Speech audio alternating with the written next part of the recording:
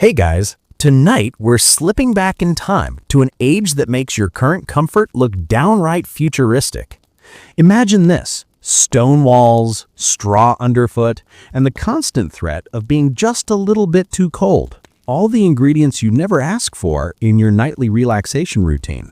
You trudge through the uneven mud streets of a medieval village, every breath visible in the icy air as the black sky looms heavy above you. Somewhere nearby, a rooster crows. Well past its bedtime, by the way, probably trying to remind you that mornings back then were no joke. As you turn the corner, your feet crunch on frozen mud, each step echoing in the silence punctuated only by the distant call of owls. The chill bites deep, slipping past the layers of wool cloaks and linen tunics that medieval villagers wore without complaint, or without many alternatives. Tonight, your destination is a small cottage, smoke curling lazily from a crooked chimney, promising a rare glimpse of warmth. You duck into your humble home, the doors creak announcing your arrival to the dim interior. No central heating here, no electric blanket to snuggle under, only a sputtering fire clinging to life in the corner hearth, shadows flickering on stone walls stained from years of soot. A cracked window invites a draft, a reminder that no place was truly safe from the ever-present cold. Your bed is a rough rig built from logs and packed straw, covered by a thin and threadbare blanket. The mattress beneath is nothing but dried grass and scraps of fabric, hard enough to remind you that comfort was an expensive luxury for most during the Middle Ages. Still, you prepare to settle in, folding your layers tighter around you, eyes adjusting to the low light. You probably won't survive a night in this place if you're used to modern comforts, but tonight, that's a good thing. We're diving into medieval life's cold, uncomfortable realities because surviving those harsh nights required more than just luck. It demanded creativity, endurance, and some truly odd rituals. Before you get comfortable, take a moment to like the video and subscribe, but only if you genuinely enjoy what I do here. And hey, drop a comment telling me where you're listening from and what time it is locally, because I love seeing who's tuning in from all around the world. Now, dim the lights, maybe turn on a fan for that soft background hum, and let's ease into tonight's story together. You settle down onto the lumpy mattress. The sounds outside, a distant chorus of whispers, the low moan of winter wind, the occasional bark of a dog, the murmur of nightly village life. The chill takes hold quickly, crawling under your layers, but you tuck yourself tighter beneath the threadbare blanket. You're surrounded by signs of survival: the smoke-stained walls, a bundle of dried herbs hanging in the corner, the faint scent of the last meal clinging to the air. It's a world where warmth is precious and often fleeting. Scholars still argue whether medieval nights were objectively darker than today, or if it just felt that way, without electric lights to soften the shadows. But one thing's for sure, these nights taught the art of resilience. You listen to the creaks and groans of timber and straw as the house settles around you, feeling a connection to every soul who endured these stark conditions before modern comforts existed. The chill bites deep, the wind howls, and though it's uncomfortable and maybe a bit frightening, there's an undeniable charm in this tough simplicity. Tonight, you're not just hearing a story, you're stepping into a survival manual whispered across centuries, a guide on how to get through the coldest nights when every breath is a reminder that you don't belong to the warmth of modern life. You brace yourself as the deepening night pulls its cold fingers through every crack, every seam, and every thin layer clinging to your frame. The chill in medieval times was no mere inconvenience. It was a persistent, biting adversary, intent on testing your spirit long before the dawn. You huddle in a stone cottage whose walls seem to drink all warmth away, the rough floor strewn with scratchy straw that offers little in the comfort department. The only reprieve is the flickering embers in the hearth, sputtering weakly like a tired heartbeat struggling against the chill. Outside, frost coats the roofs and fields in crystalline white, turning the familiar into a sharp, alien landscape that sometimes seems more foe than friend. You imagine yourself trekking through the silent village, each breath carving mist into the air, feet crunching across frozen paths. The wind speaks and howls and whispers, threading through the gaps in your wooden shelter, ghosting over your skin like unwelcome reminder of winter's ruthless grip. Layer after layer of heavy wool, coarse linen, and stolen warmth barely stave off the cold. You tug your fur-lined cloak tighter around your shoulders and wrap a thick scarf around your neck, trying to create a fortress against the biting air. In medieval villages, survival hinged on these minute battles against cold, fought with whatever scraps humanity could scavenge or craft. It was common knowledge that a single layer was not enough, so people doubled, tripled their outfits, crafting a patchwork assembly that was as much about weight and bulk as protection. Beneath the heavy tunics, many wore linen shifts, tightly woven to seal the chill, while woolen hose and boots were carefully chosen to protect the feet from frostbite. Even the poor gathered scraps of fur, stuffing pockets or cloaks with pelts to trap elusive pockets of heat. A strange but fascinating tradition involved the nightcaps, woolen hoods or caps sewn tightly to cover ears and neck, worn indoors during the coldest months. These were essential accessories, sometimes more stubbornly held onto than the clothes themselves, as ears were some of the first casualties of frostbite. Scholars still debate whether this headwear originated out of pure necessity or was a fashionable adaptation turned survival tactic over time. Medieval records reveal a curious practice of sharing beds, mostly for warmth rather than closeness. Families would pile in together, bodies pressed tightly to conserve precious heat, a method that, while uncomfortable, often decided the difference between waking and freezing. You might find yourself sandwiched between siblings and a household pet, each small breath puffing warmth into the close quarters. The climate back then was notably harsher during something modern historians call the Little Ice Age, a period of colder temperatures throughout Europe. In England, rivers like the Thames froze solid, prompting bustling ice fairs where villagers skated and traded, making the best of chilly imprisonment. This harsh reality made indoor warmth even more critical, and the simple hearth fire became everything. You picture yourself gathered close to those flickering flames, their glow a pale beacon against the creeping darkness. The fire was a fragile but vital heart. Without it, survival odds plummeted. Yet the fire's reach was limited, and once the wood burned low, the cold rushed in again with uncompromising force. Sparks flew and died, leaving you in wavering shadows, your breath condensing in the frosty air around you. Oddly enough, some medieval people believed that certain stones or charms, like garnets, could ward off cold or illness if kept close by during sleep. Though today it seems superstitious, such beliefs were comfort anchors, psychological shields as much as anything physical. Scholars continue to examine these cultural artifacts, debating their place in the daily battle against winter's harshness. You shift on your straw mattress, the cool surface pressing through worn fabric, and as your muscles protest the cold, you realize a truth as old as time. Surviving these nights demanded resilience that went beyond the physical. It required a steadfast spirit, a willingness to endure discomfort, and a curious blend of pragmatic tricks and hopeful superstition passed down through generations. Tonight, as you settle deeper into your bundled layers, you become part of that lineage, learning a forgotten language of endurance whispered on cold winds and flickering flames. You focus now on the essential, yet often overlooked, part of your medieval nightly battle: clothing. It isn't about style or vanity, it's pure, unadulterated survival. As you prepare for bed, every thread, Every garment, every patch counts toward creating a fortress of warmth that will guard you against the relentless cold. Medieval wardrobes, especially for peasants and common folk, were minimal and frequently worn to the bone.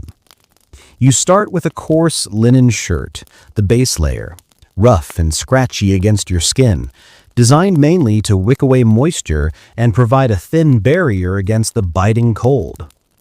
Over this, you layer woolen tunics, each layer an added shield, though bulky and sometimes almost suffocating. The weight of these garments is a small price to pay for the precious heat they trap close to your body. Your legs are clad in woolen hose, held in place with leather garters, and your feet are stuffed into thick, often mismatched socks that have seen better days. Oddly shaped, patchworked, sometimes two different socks, these mismatched pairs tell a story of resourcefulness and necessity.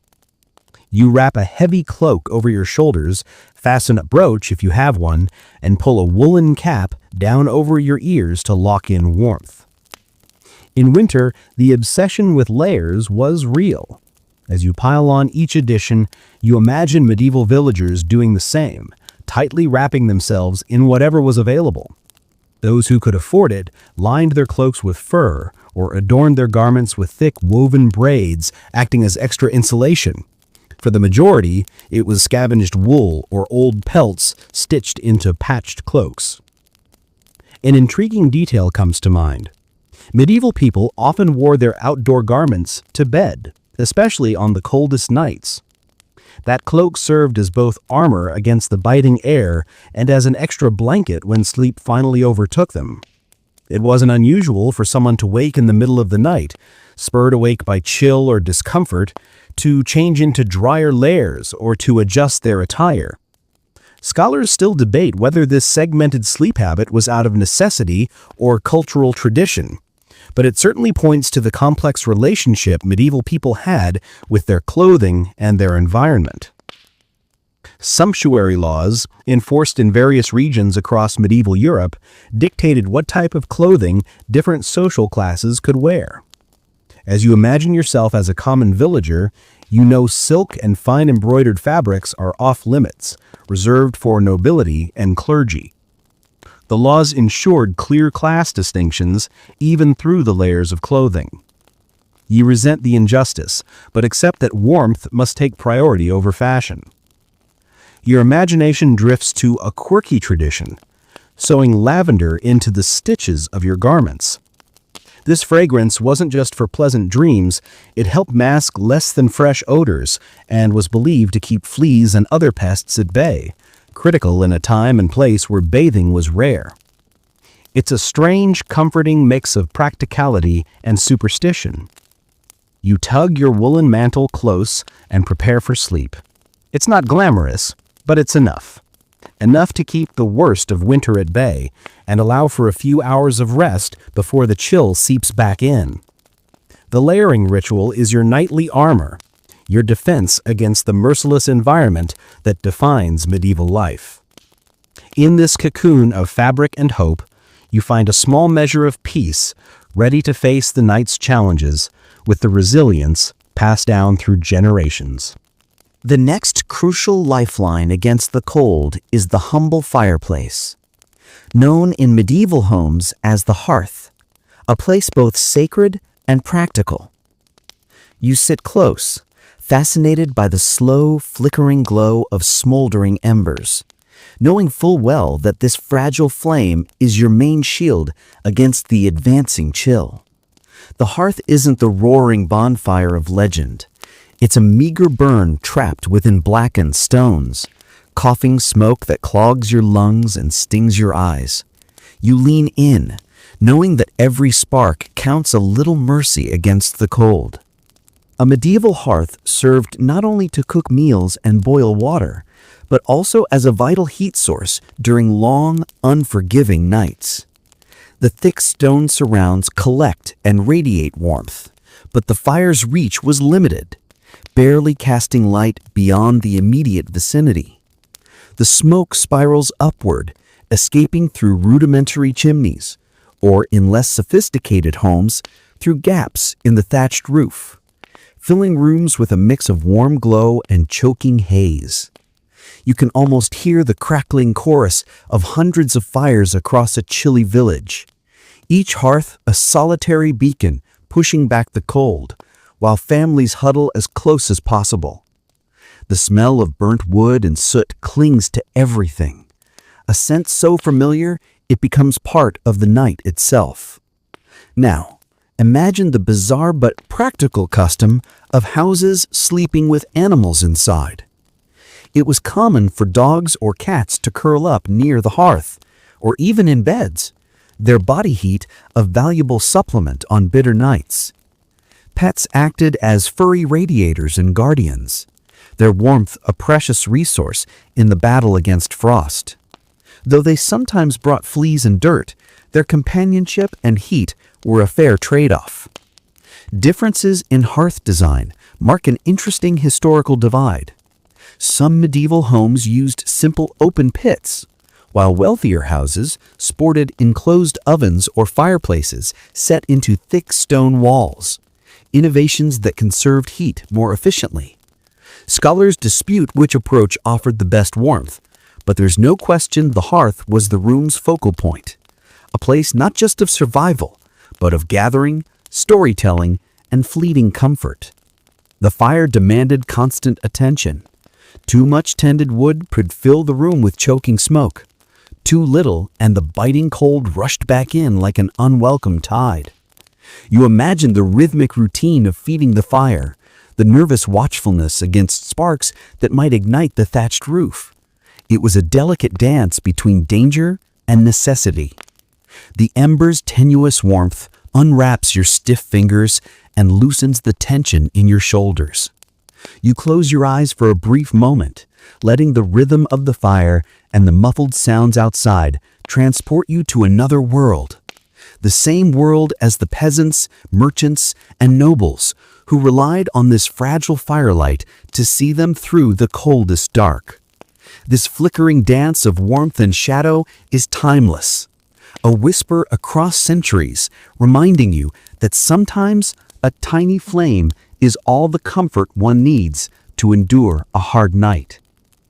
Now, the real challenge comes in what you put into your body. The often odd, resourceful food choices medieval people relied on to survive their bitter nights and long winters. In a world without supermarkets or refrigerators, the struggle wasn't just about warmth. It was about finding enough sustenance to fuel the body's fight against freezing cold, a fight that called for hearty, energy-packed meals, often far from appetizing by modern standards. Imagine sitting by the flickering light of the hearth, your belly rumbling as you reach for a slice of dense, coarse bread, often baked days or even weeks earlier, hard enough to double as a weapon. This bread formed the foundation of most medieval meals. Tough and dry, it was usually dipped in whatever thin broth or soupy stew could be cooked from humble roots, foraged greens, grains, or the rare piece of meat.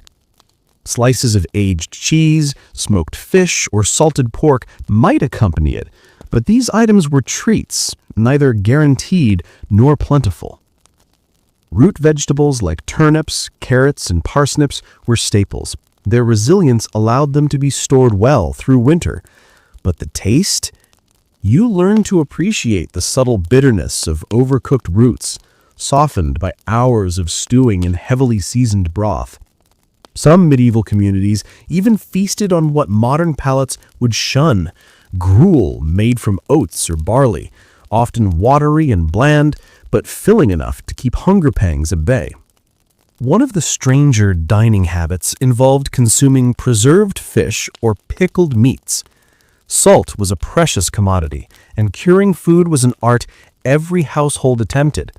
The harsh smell of salted herring filled many kitchens, and while today it might seem unpleasant, for medieval folks it was a necessary source of protein and fat.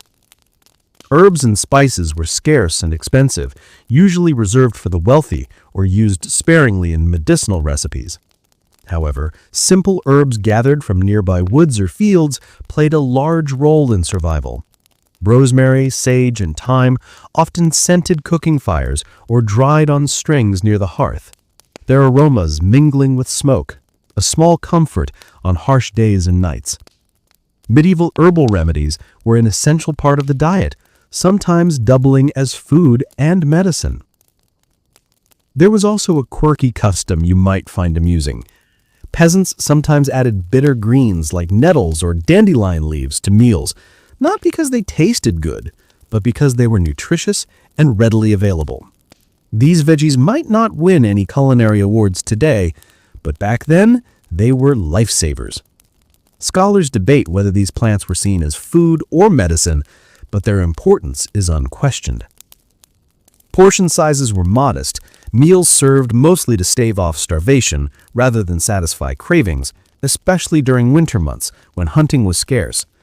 The aim was to consume dense calories, slow-burning energy sources that would keep the chill from settling deep into the bones. Sitting by your fire, gnawing on a chunk of hard bread dipped in a watery stew with hints of herbs and the occasional shred of something resembling meat, you realize food was less about pleasure and more about endurance. Every bite was a small act of defiance against the cold and hunger. Tonight, as you listen to the soothing crackle of fire and feel the weight of layered clothing, you understand a bit more about how medieval people sustained themselves through long cold nights. The odd food choices, the ritualistic herb drying, the careful rationing, all pieces of a survival puzzle that kept many alive in a time when warmth and nourishment were rare luxuries. Herbal remedies sit quietly in the shadows of medieval life, often overlooked but vital. As you settle closer to the fire's wan glow, the air tinged with the scent of dried herbs hanging from wooden beams, you realize these plants were the first hospitals for many, a line of defense when doctors were few and medicine a mix of faith and trial. Imagine yourself reaching for a bundle of yarrow or chamomile, crushed gently between calloused fingers. These plants weren't mere garnishes or fragrances. They were lifesavers in a world where illness could strike without warning and simple infections carried grave risks. People brewed these herbs into teas, poultices, or salves, simple medicine crafted from nature's pantry. A popular remedy was using willow bark, medieval aspirin really, to ease pain and reduce fevers. You can almost feel the bitterness as it's boiled into a watery brew, drunk more for function than flavor. Mint, lavender, and sage were commonly added to food or dried near the sleeping area, believed to purify air or calm restless spirits, bringing comfort alongside their subtle medicinal properties. The odd and sometimes eerie rituals surrounding these herbs are fascinating. Clove and myrrh, precious and exotic, often found their way into apothecary shops or church sanctuaries, blending healing with spiritual protection.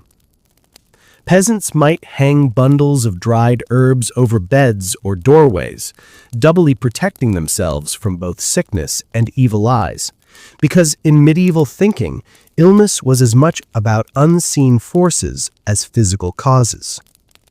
You're struck by the curious mix of knowledge and superstition. While some remedies actually worked, others were placeholders for the fears and hopes of people living in uncertainty. Scholars still debate how much of medieval herbal medicine was effective versus symbolic, but the practical applications were widespread and enduring. Despite the lack of modern scientific understanding, these herbal routines offered psychological comfort and a means of exerting control over health. You consider how much reassurance there must have been in brewing a steaming cup of herbal tea and sipping it slowly by the hearth, feeling warmth seep into your bones and mind. Tonight, These simple plants and their usages weave quietly through the narrative of survival. They are reminders that while modern medicine has advanced, the human desire to seek comfort and healing in nature's embrace is timeless. In the world of medieval sleep, your nightly rest differs dramatically from the 8-hour stretches you might expect today. The modern idea of sleeping through the night uninterrupted is relatively new, while medieval people often practiced segmented sleep, a pattern that our ancestors likely shared for centuries. Picture yourself drifting off to sleep soon after nightfall, lulled by the crackling fire and the rhythmic chorus of rural night sounds. You sink into exhaustion after a long day filled with cold, labor, and little leisure. But unlike modern sleepers, your rest won't be solid or lengthy. After a few hours, you awaken to what we now call first sleep. This is a time of quiet activity, reflection, prayer, small chores, or even social visits with nearby family members. These wakeful hours were a chance to rest the mind, mend a garment, or simply contemplate. The dark hours imbued with a mysterious stillness, neither fully asleep nor awake. Historians suggest this pattern was common, supported by references in literature and court records, and corroborated by scientific studies of sleep cycles. After this period of wakefulness, you return to second sleep, sliding back into a deeper slumber until dawn. This rhythm may seem inconvenient or fragmented by today's standards, but for medieval people, it was natural, almost comforting. Their nights were divided into manageable segments that accommodated the harshness of their environment and social customs. You imagine the benefits: the ability to adapt to the demands of unpredictable weather, to monitor fires and listen for threats, or even to care for one another during cold nights. And yet, this segmented sleep also fueled the imagination. Many medieval tales and spiritual reflections arise from these quiet liminal hours. Scholars still debate the extent to which segmented sleep shaped medieval culture. Some argue that modern artificial lighting disrupted this natural rhythm, leading to our current continuous sleep norm. You wonder how it would change your relationship with nighttime to embrace waking hours framed by purposeful rest. As you adjust your layers and settle back down, you think about how sleep and survival intertwined. Sleep wasn't just rest, it was a strategy. It required vigilance, adaptability, and a willingness to embrace fragmentation rather than fight it. You feel the comfort in this ancient approach, knowing your ancestors mastered the art of catching breaths of rest between cold, long hours. And as you succumb again to the cooling night, you understand that their sleep patterns were less about wasted time and more about living deeply in the rhythms of a challenging yet enduring world. As you nestle into the darkness of medieval night, you realize survival wasn't just about clothing or fire, it was also about companionship, and that often came in the form of animal friends. Imagine the comforting weight of a dog curled at your feet, or the soft purr of a cat guarding your hearth against restless spirits and real pests. In an era devoid of electric blankets or central heating, these animals were more than pets. They were fuzzy, breathing heaters, essential to enduring the cold. The bond between humans and animals was deeply practical as well as emotional. Dogs, for instance, were often trained to protect livestock, alert villagers to dangers, and know the layout of their environments better than any person. At night, their body heat warmed those huddled close, providing a modest buffer against the penetrating chill. Cats, on the other hand, were natural hunters of vermin, crucial in keeping the horde of pests that threatened food stores at bay. You probably wouldn't have had too many animal luxuries. Medieval pets weren't pampered like today. But their presence was a comfort in more ways than one. Shared warmth was only part of it. Their companionship brought psychological ease in a world often hostile and lonely after dark. The muffled growl of a dog or the bright eyes of a cat catching firelight lent a sense of safety. There was a quirky folklore aspect too. Animals were sometimes believed to possess protective qualities, warding off evil spirits or curses. For example, medieval superstitions hold that black cats were both omens of bad luck and, paradoxically, guardians against evil, depending on the region. Whether fact or myth, such beliefs underscored an intimate connection between people and animals that transcended utility. Beyond the pets in homes, larger animals like horses sheltered indoors during severe weather, often in shared stalls next to living quarters, bringing warmth and life closer to the hearth. You can almost feel the earthy scent of hay mingled with the beat of hooves nearby, a living furnace of muscle and breath. The warmth animals provided was vital because medieval homes lacked insulation and drafts snuck through every crevice. Sometimes people even slept with rabbits, goats, or poultry where possible, not out of affection, but necessity. It might seem strange now, but back then, a barnyard was an extension of your home's heating system. The presence of animals also played a significant role in medieval medical beliefs. Some thought that close contact with animals could transfer vitality and good health during the long nights. There are tales, too, though far from scientific, of animal warmth aiding recovery from illnesses or ridding bad spirits overnight. Scholars still debate how deeply these animal-human interactions shaped medieval nightlife, but what's undeniable is their practical role in the unforgiving winters. When the cold seeped into bones and shadows gathered densely, these living heaters helped keep the flicker of life glowing. Tonight, as you imagine the comforting body pressed close under a bed of rough blankets, remember that survival was a communal, interspecies effort.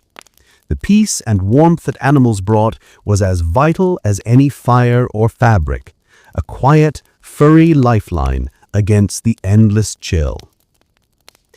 Your medieval bed is a far cry from the plush mattresses and pillow stacks of today's bedrooms. Instead, it's a simple construction, designed more for function than comfort, but crucial to surviving cold nights. Imagine yourself climbing into a wooden frame, rough to the touch and creaking under your weight, filled not with springs or foam, but thick layers of straw or dried reeds. This mattress might seem primitive, but it serves a purpose: insulation from the cold, hard floor beneath. The frame is often handcrafted from local timber. Uneven beams support a mat of woven reeds tied together with twine or leather straps. You sink into the straw, feeling its prickly texture through worn sacks that double as sheets, coarse and scratchy, but better than bare wood. There's no pillow as such. Sometimes a bundle of wool or feathers, if you're lucky, stuffed into a cloth sack for a modest headrest. This humble bedding is a patchwork of what's available, stitched together across seasons and shaped by necessity. You notice the bed's placement within the room is strategic. It hugs the wall closest to the hearth, the best spot to catch every hint of fire-warmed air. Still, the cold is relentless.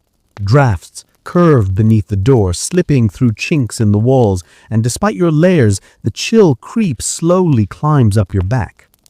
This isn't comfort, it's endurance, a ritual of settling into what warmth you have and bracing for the night. Interestingly, beds weren't always private affairs back then. Families often shared beds, not just for warmth, but because space was limited. You might find yourself wedged between siblings or perhaps a household pet to conserve body heat. It wasn't unusual for several family members to crowd into one bed, bodies pressed close, each breath steaming warm air into the frigid room. A quaint detail emerges when you consider medieval bed coverings.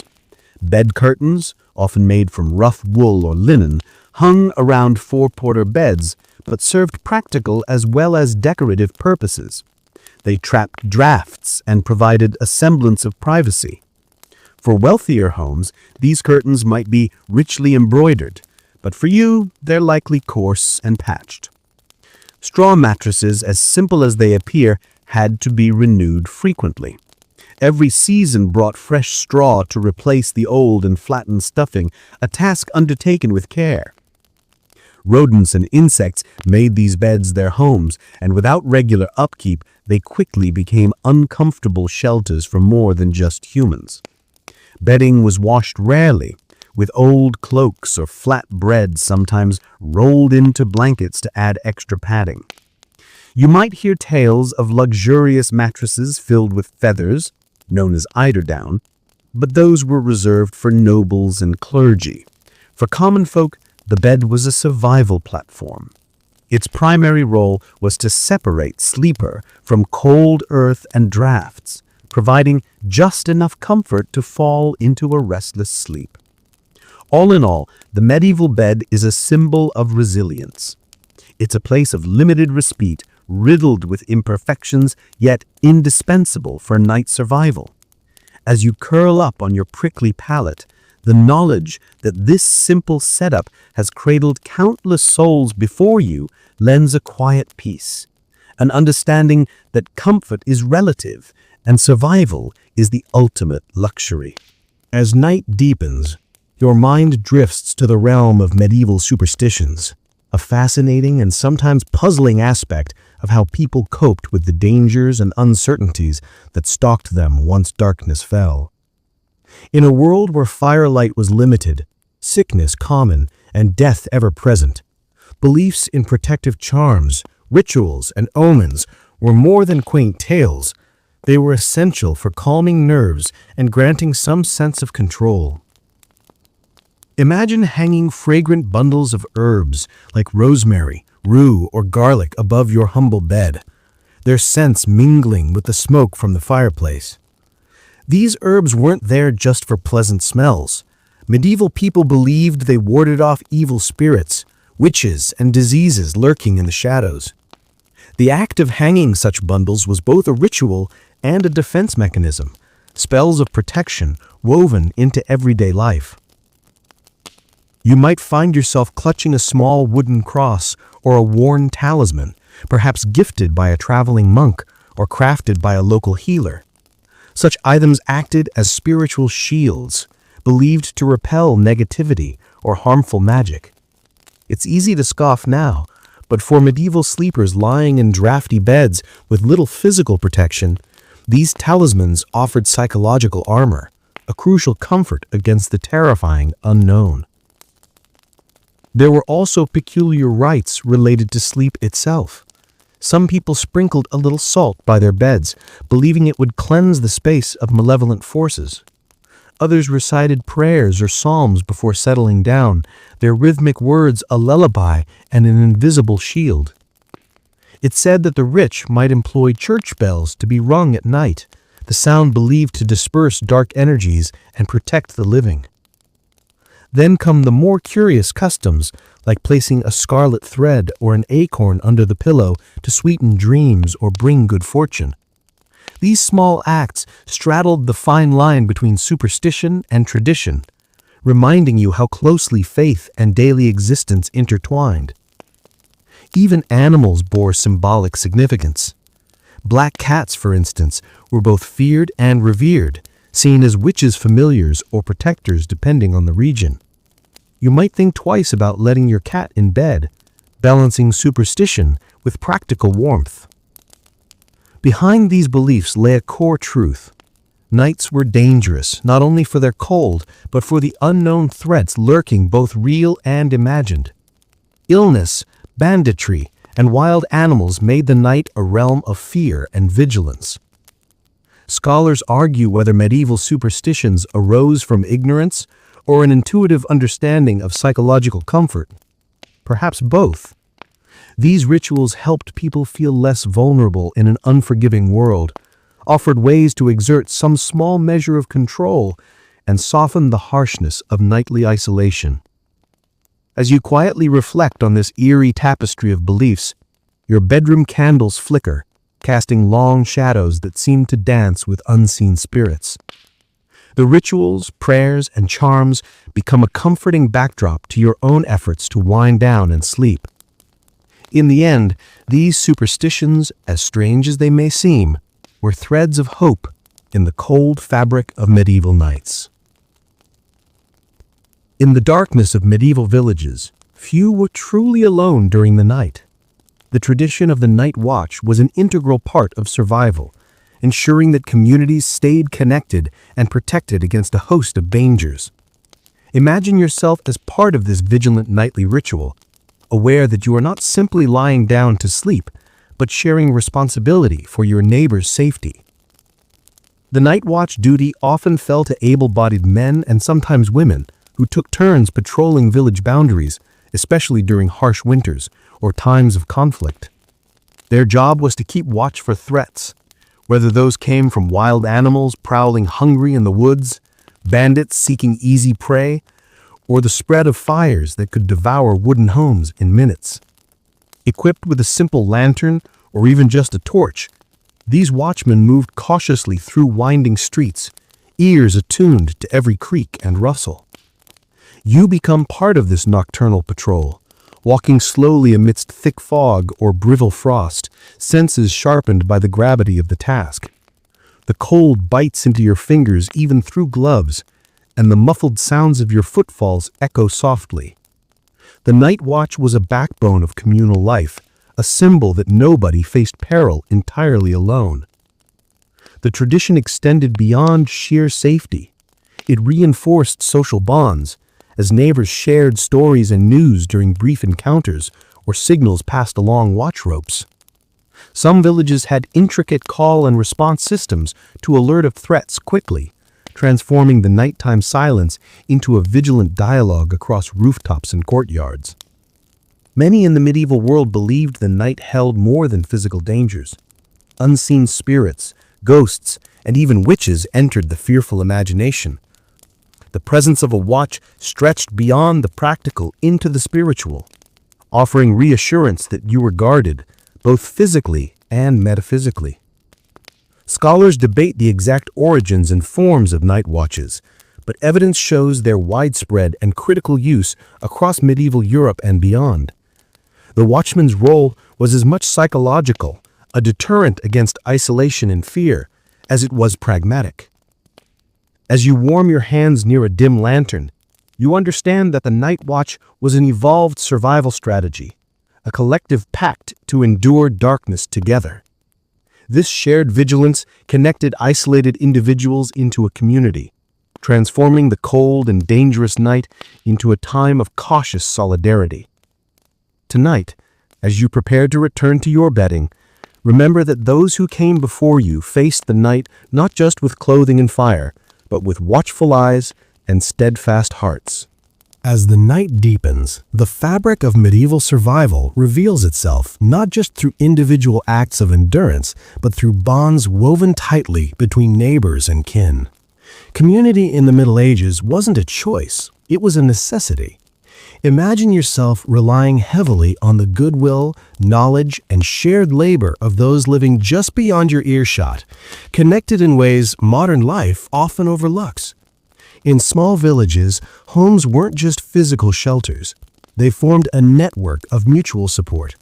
If one household feared the cold, neighbors might lend extra blankets or share the warmth of a larger fire. Crops and food stores were collectively watched and sometimes pooled for emergencies, especially in harsh winters that threatened starvation.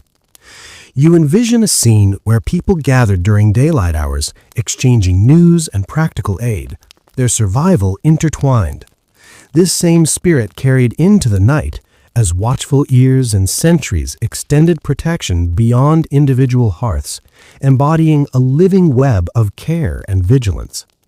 It wasn't uncommon for entire villages to rally when danger arose, be it from marauders, fires, or natural disasters, and this cooperative resilience was critical for averting catastrophe. The exchange wasn't only physical, but also informational. Stories and advice flowed through the community, ensuring everyone had knowledge of herbal remedies, weather patterns, and best survival tactics. You see how this shared wisdom helped bridge gaps in education and resources, turning collective experience into a living guidebook. Sometimes, neighbors provided shelter to those worse off, travelers stranded by storms, or families displaced by floods or disease. Hospitality was sacred, rooted deeply in tradition and moral obligation. Such generosity, though taxing, strengthened social bonds and built networks that endurance depended on. You think about how medieval feasts or markets weren't just celebrations. They were vital points of social exchange that reinforced alliances and goodwill, which kept survival strategies flexible and responsive. Scholars argue that this communal interdependence forged social identity as strongly as any church or monarch. It was a grassroots form of resilience that smoothed the jagged edges of daily hardship. As you settle deeper into your bed, warmed by layers and firelight, consider this. Survival was never truly solitary in the Middle Ages. It was a patchwork of human connections, stitched together by shared necessity, kindness, and cooperation. Tonight, these ancient community bonds remind you that sometimes the best protection against cold and darkness comes not from layers or fire alone, but from the warmth of human solidarity. Medieval hygiene, by modern standards, was a complicated and often uncomfortable affair, but it played a vital role in survival amidst cramped living conditions and exposure to the elements. Imagine yourself navigating a world where daily washing was a rarity, yet practical routines were developed to keep dirt and disease at bay as much as humanly possible. You picture the limited water supplies, no running faucets, no hot showers, just wells, rivers, or rainwater collected from roofs. People often bathed communally in cold or lukewarm water during certain seasons, as warm baths risked weakening the body or spreading illness. The frequency of bathing varied, but many scholars agree it was less common than popularly imagined. Instead, everyday cleanliness relied on wiping, airing out clothes, and simple means like rubbing down with coarse cloths or sand.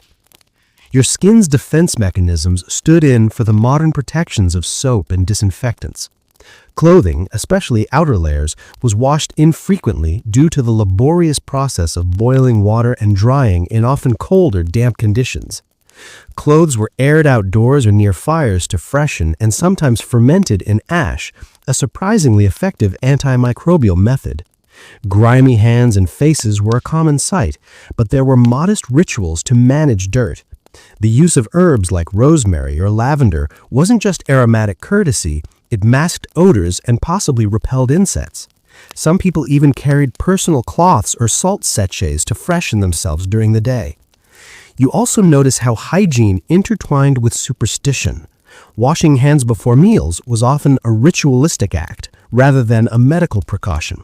Yet it did reduce germs, proving tradition could have practical roots. There were herbal infusions and vinegars used as tonics or cleansers, blurring lines between medicine and hygiene. Those unfortunate enough to live in crowded or urban settings faced heightened risks from poor sanitation and disease, with outbreaks like the plague making indelible marks on society. This reality made hygiene not just a matter of personal comfort, but of life and death. You consider the contrast between sacred cleansing, baths before religious rites, and everyday practicality. Public bathhouses existed, but were often contaminated and fell out of favor for long periods, especially with moral and religious shifts condemning some practices. Despite the challenges, medieval people adapted to their world. Grooming and cleanliness might look rudimentary or even harsh to us, but they were tailored strategies balancing available resources, climate, and culture. Tonight, as you imagine the coarseness of homespun cloth rubbed against weathered skin, you gain insight into the resilience woven through these modest but essential attempts to maintain health, a survival skill as critical as fire or clothing, standing quietly at the edge of medieval life. As night stretches on, your mind wanders to the oft-overlooked but urgently practical art of clothing repair, a vital skill in medieval survival. With limited resources and costly textiles, once your garments were worn or torn, mere disposal wasn't an option. Instead, patience, creativity, and ingenuity shaped how villagers patched their clothes night after night, season after season. You envision yourself hunched over a needle and thread by firelight, thumbing through a collection of scraps, mismatched pieces of wool, repurposed cloth from old sacks or faded tunics, and even fragments of fine fabric saved from earlier years. These remnants became lifelines, stitched carefully into holes and rips to extend the life of every treasured garment. The humble patch was more than a fix, it was sometimes a statement. Brightly colored patches or intricate stitching became waypoints of storytelling and personality amid the drab and practical clothing landscape. Needlework itself was a daily necessity, woven seamlessly into the rhythms of life from childhood onward. The necessity to repair extended beyond obvious tears. Seams weakened by constant wear threatened cold drafts, and hems frayed by mud or toil damaged warmth retention. Repairs kept garments functional and insulated, which in turn meant survival during long winters. A quirky medieval detail emerges when considering sewing tools. Ordinary pins were often improvised from bones or thorns, and needles were precious. Folk wisdom dictated proper ways to mend to maximize strength, such as overlapping fabric in specific patterns or reinforcing high stress points with extra stitches. In some regions, elaborate patchwork evolved into a full craft. The famed slashing technique of adding decorative cuts and contrasting fabric was initially born from fashion, but reflected the pragmatic need to use every scrap. This intersection of style and necessity livens the bleakness of survival with human creativity. Financial constraints and scarcity made the value of clothes immense. Sumptuary laws sometimes restricted even repair methods, dictating who could wear what based on class, adding another layer of complexity to the seemingly simple act of mending a shirt or cloak. For peasant families, clothing often passed down through generations. A patched cloak might carry the stitches, patterns, and even the memories of a dozen forebears. The very act of repair was a stitch in time, ensuring continuity amid hardship. You close your eyes, imagining the quiet ritual of sewing by firelight, hands moving rhythmically as warmth from the hearth competes with the cold creeping in from the cracks.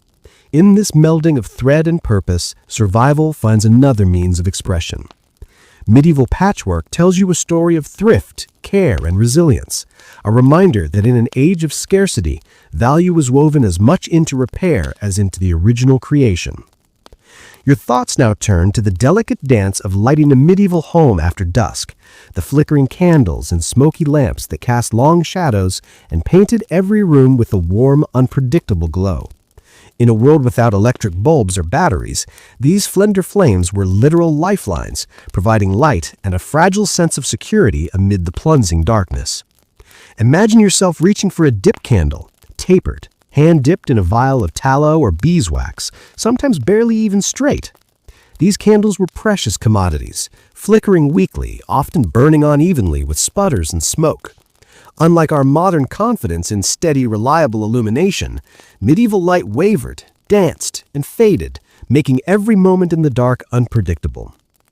Oil lamps, usually simple bowls made from clay or metal and filled with animal fat or plant oils, offered another light source.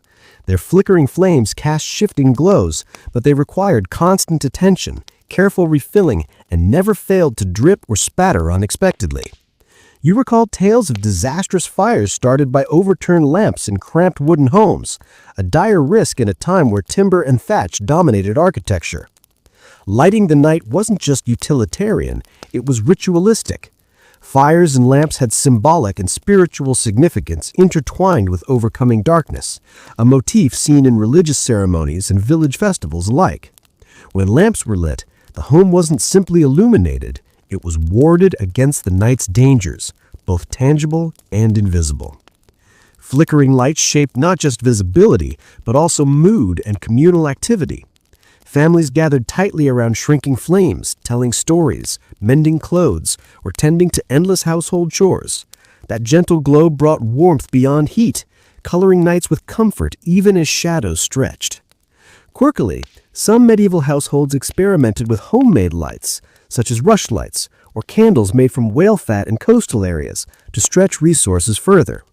Despite these clever efforts, light was a scarce and fragile luxury, rationed carefully as day collapsed into night. You sense how challenging it must have been to navigate poorly lit homes.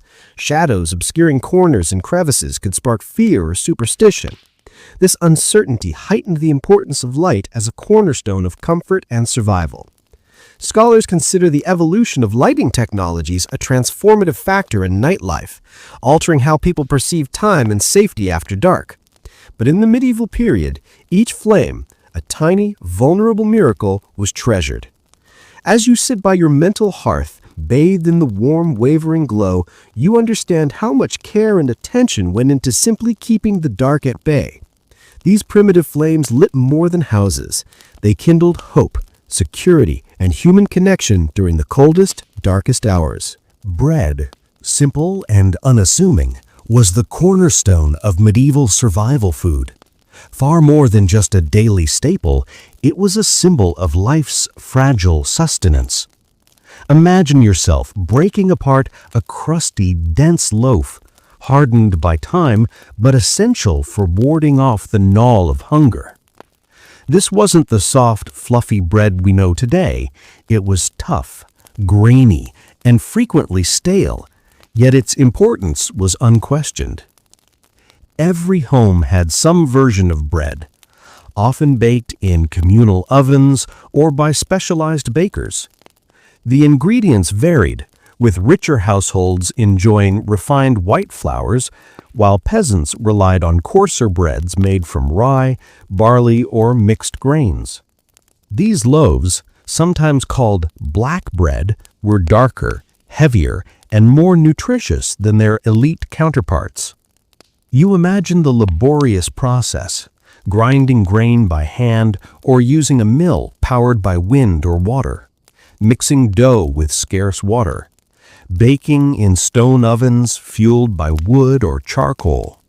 These simple steps resulted in a loaf that was more preservation than pleasure, designed to withstand storage and travel, because wasted bread was wasted survival. Bread wasn't eaten alone. It was a vessel for other foods.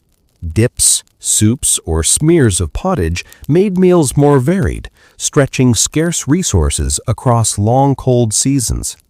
You might find yourself dipping stale bread into thin broth, soaking it up carefully to maximize every bite. Curiously, bread often carried symbolic and spiritual weight. In Christian Europe, sharing bread was a sacred act, a gesture of community, charity, and divine blessing. The phrase, breaking bread together, wasn't just metaphorical. It reflected the fundamental role bread played in binding communities. Despite its ubiquity, bread was treated carefully, its crumbs rarely discarded. They might be fed to animals or gathered for later use. In villages, the baker's role was both practical and sometimes reverent, with rituals around the mixing and baking processes believed to ensure good fortune and protection from bread spoilage or bad harvests. The hard reality was that bread shortages could spark unrest or hardship. When crops failed or mills broke down, communities faced stark choices. Bread scarcity was hunger, and hunger could mean death. You realize how each loaf symbolized a small victory against the relentless challenges of medieval life. Today, as you absorb this thought, you see that bread was more than food. It was a daily triumph of perseverance. A simple loaf, rugged and humble, sustained bodies and spirits through the coldest nights and darkest days. Water, a resource so vital yet perilous in medieval times, played an indispensable role in survival, layered with challenges that modern life barely imagines. Imagine the care and caution required every time you reached for a drink, knowing that water could soothe or silently poison, depending on where it came from and how it was stored. Freshwater sources varied greatly. Villages often relied on wells or nearby streams, but contamination was common. Without modern sewage systems, human and animal waste frequently seeped into groundwater, making clean water a rare treasure. Filtering through cloth or waiting for sediment to settle were basic, often unreliable methods used to mitigate risk, but disease remained a constant threat. You picture yourself drawing water from a communal well, heavy clay pitchers in hand, familiar with the weight and the labor, but also the necessity. Carrying water was work done by all ages. Ensuring survival depended on every member's participation. Storage was another challenge. Wooden barrels or ceramic pots had to be sealed against pests and algae, but preservation was far from guaranteed. The dangers lurking in water shaped entire medieval hygiene and health practices. The risk of cholera, dysentery, and other waterborne illnesses was high, turning lazy contamination into a deadly enemy. You imagine the fear, especially during crowded urban outbreaks where waterways became conduits for rapid disease spread. A particularly interesting custom involved boiling water before use, not for taste, but out of a hard-earned awareness that heat could kill invisible killers. Yet not all knew or trusted this method. Some believed in blessings or holy water's protective qualities against sickness, blending faith and practicality in health rituals. Even drinking habits adapted accordingly. Tankards and goblets were often dedicated for liquids other than water, such as beer or ale, which surprisingly helped reduce illness due to brewing's sterilizing effect. People frequently drank weak ale throughout the day, making it a safer hydration choice despite the alcohol content.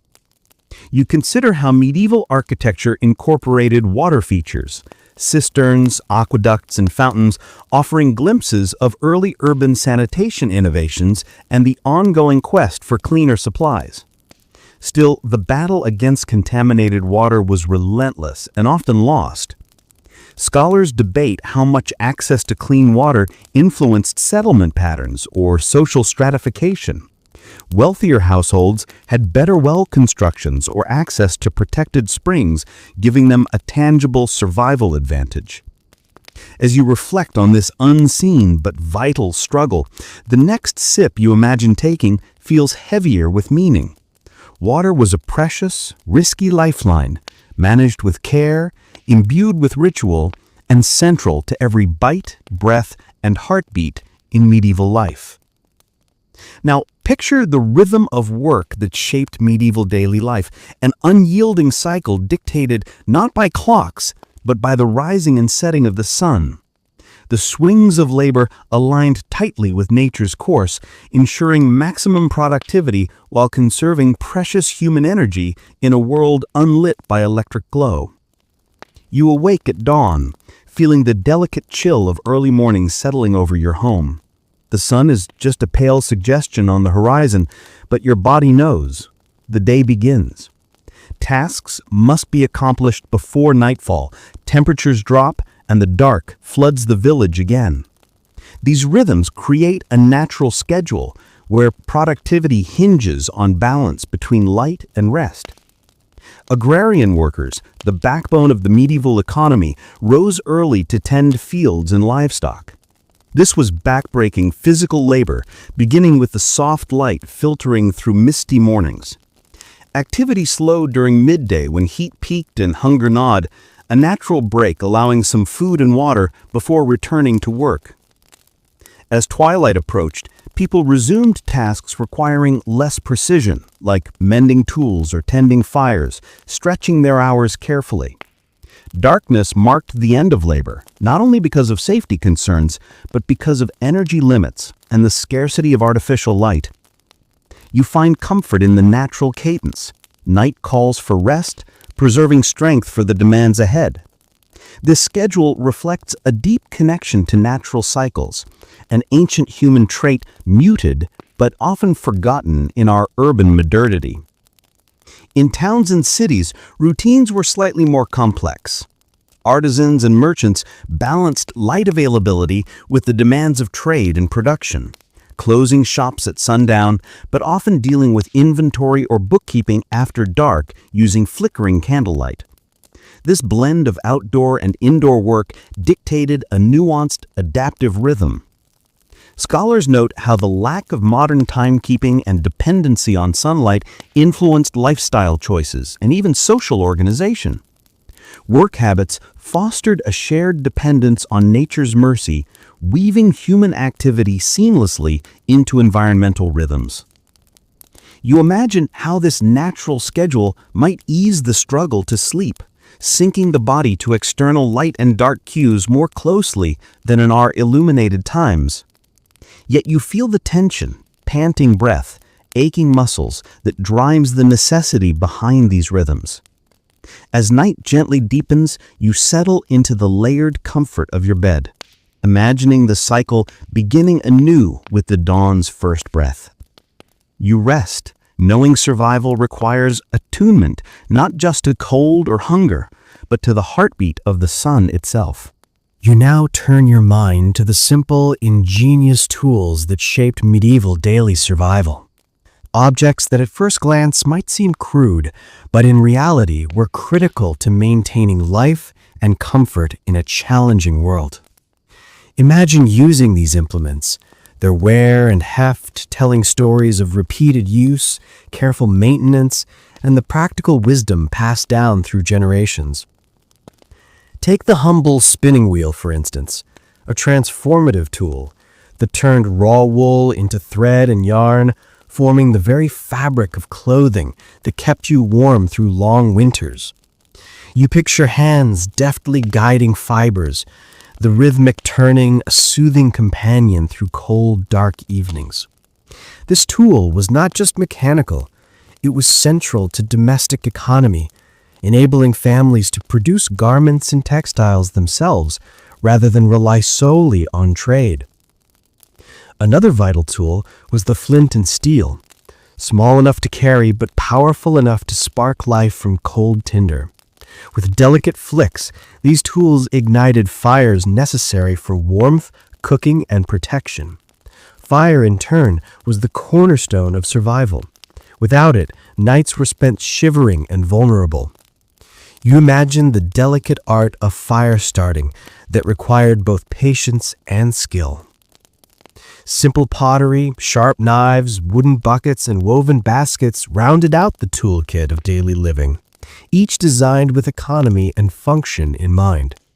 You picture yourself preparing food, fetching water, or repairing fences with these modest but indispensable objects. Their familiarity offered comfort amidst the uncertainty.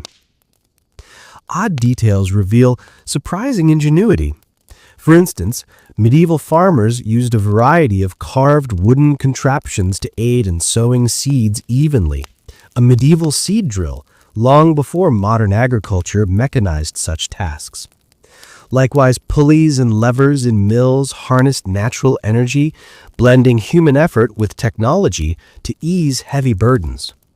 Tools also played a role in health. Simple bone needles for mending or sewing, sharpened stones for cutting, and basic pumps or herb grinders for medicinal preparations show a vibrant, pragmatic approach to survival. Scholars emphasize how these tools were integral to medieval resilience, fostering self-reliance and adaptability in an unpredictable world.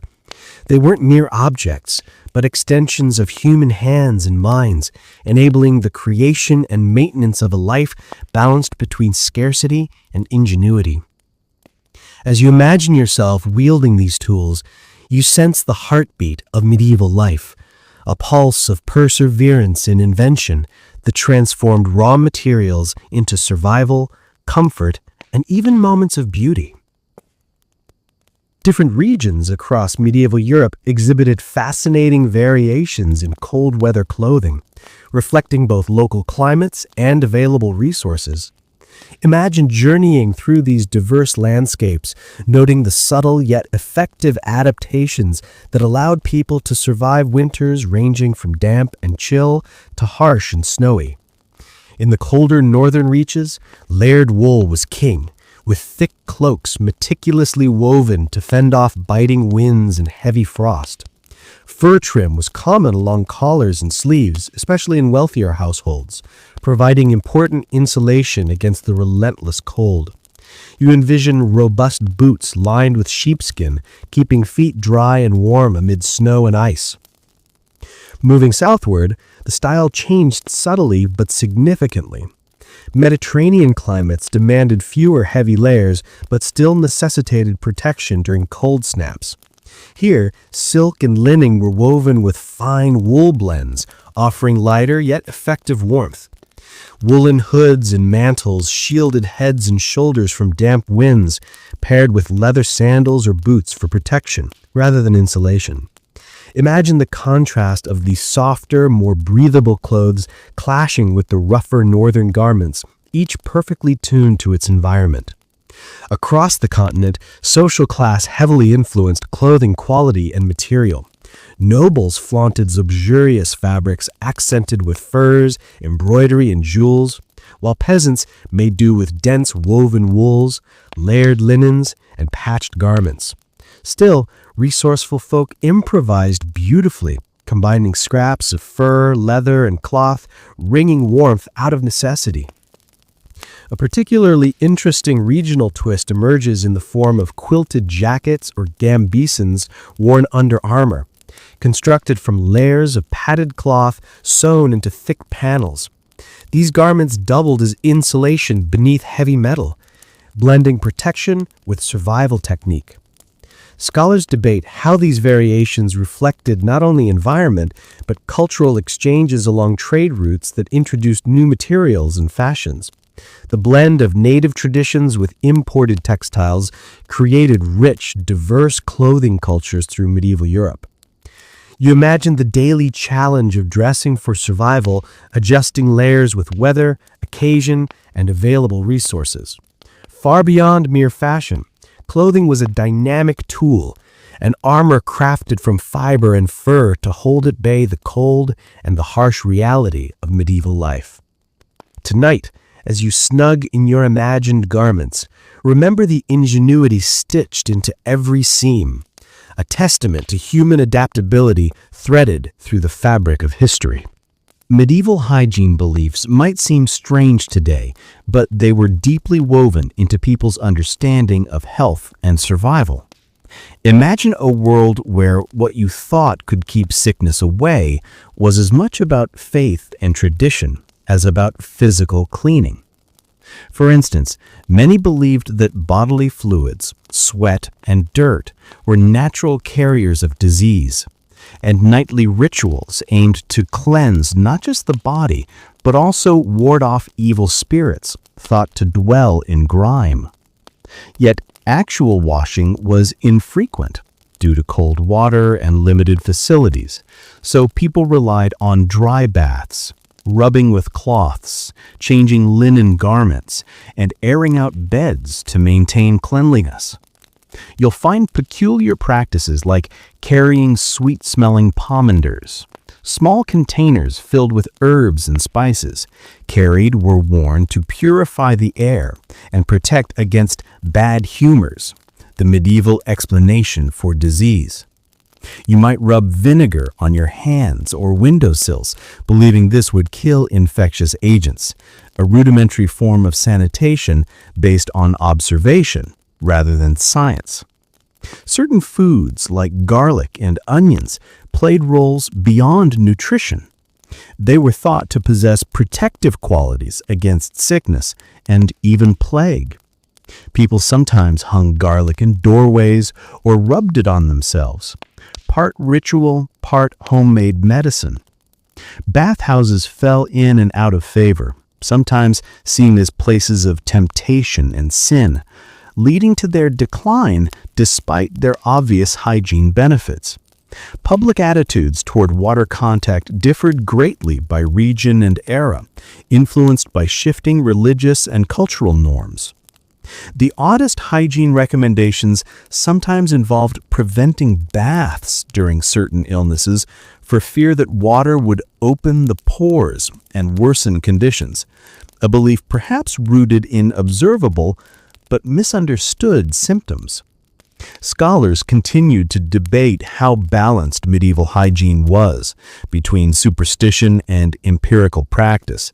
But what's clear is that efforts to maintain cleanliness were widespread, adapted to limited means and harsh conditions. As you tune into this mixture of belief and practicality, you see hygiene as another survival strategy, messy, imperfect, and deeply human. The role of religion during medieval nights extended far beyond daytime worship, weaving deeply into the fabric of nighttime routines and sleep. Imagine a time when faith wasn't just a matter of church attendance, but a lifeline providing psychological comfort, hope, and protection during the vulnerable hours of darkness. Before settling down to sleep, many families engaged in prayer rituals, reciting psalms or the Lord's Prayer aloud or silently. This wasn't simply habit, it was believed to shield sleepers from evil spirits, nightmares, and physical harm.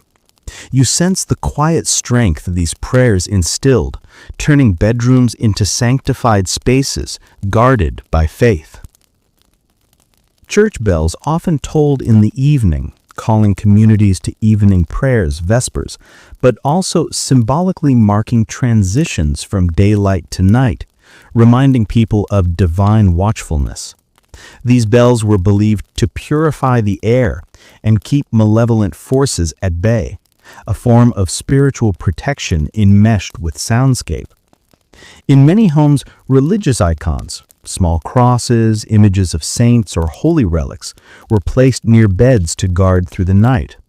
Some families burned candles dedicated as votive offerings, their flames flickering in silent prayer. These acts reinforced a connection to a higher power, calming fears that physical protection alone couldn't ease. The priest's role included nighttime pastoral care as well. Visits to the sick or provision of last rites weren't confined to daylight, and clergy often served as spiritual anchors amid the fears that night could stir. Their presence and blessings were crucial parts of communal resilience. Oddly, some religious customs intersected with superstition.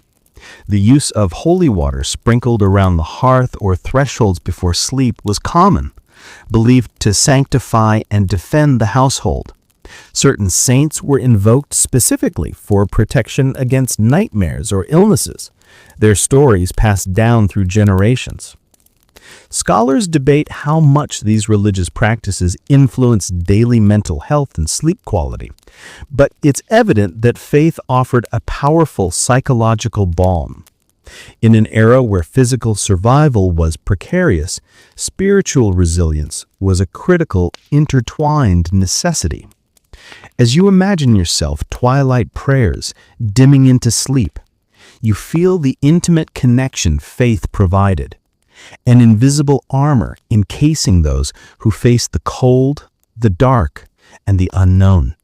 As you drift toward sleep, carried by age-old whispered tales, you feel a quiet kinship with those who once relied on stories to journey through long, cold nights, narratives that survived as gentle guides and companions in the dark. As dawn cracks the horizon, you reflect on the forgotten wisdom of medieval survival, an art of endurance, strategy, and community born from necessity.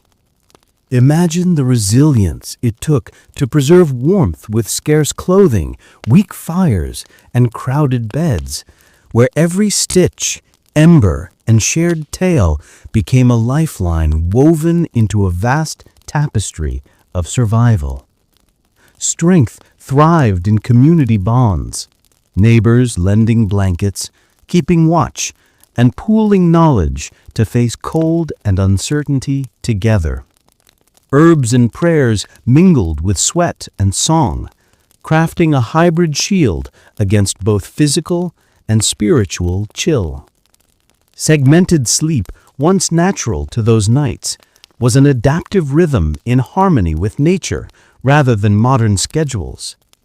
Even the simplest tools, a wooden needle, a sturdy blade, a flickering candle, carried immense significance, amplifying human resilience in a fragile world. Tonight, you carry that legacy, the medieval art of survival, reminding us of timeless truths, adaptation, connection, and hope amid adversity. As you close your eyes, feel the quiet strength of countless souls who once nestled into the cold dark and emerged with lessons that still echo through time. The night's intensity begins to soften, like embers fading to a gentle glow. You breathe slowly, feeling warmth radiate from layered blankets and familiar comfort creeping into your bones.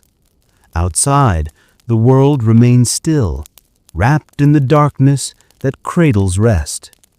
Imagine yourself floating gently down a quiet river, the stars blinking softly above, the water's hush carrying your cares away. Every ripple speaks of calm. Every breath invites peace. The cold recedes, not erased, but embraced like an old friend, softened by memory and time. You feel a deep relaxation washing over you now. Muscles loosening, mind slowing. The small sounds, the crackle of dying wood, distant hoots, the whisper of wind become a lullaby, a soothing backdrop inviting sleep's arrival. Allow your thoughts to drift freely, untethered, floating softly on the night's gentle tide. Let quiet tranquility fill every corner of your being. The lessons from ancient nights ease with you into rest, strong, enduring, and calm. Good night, and sweet dreams.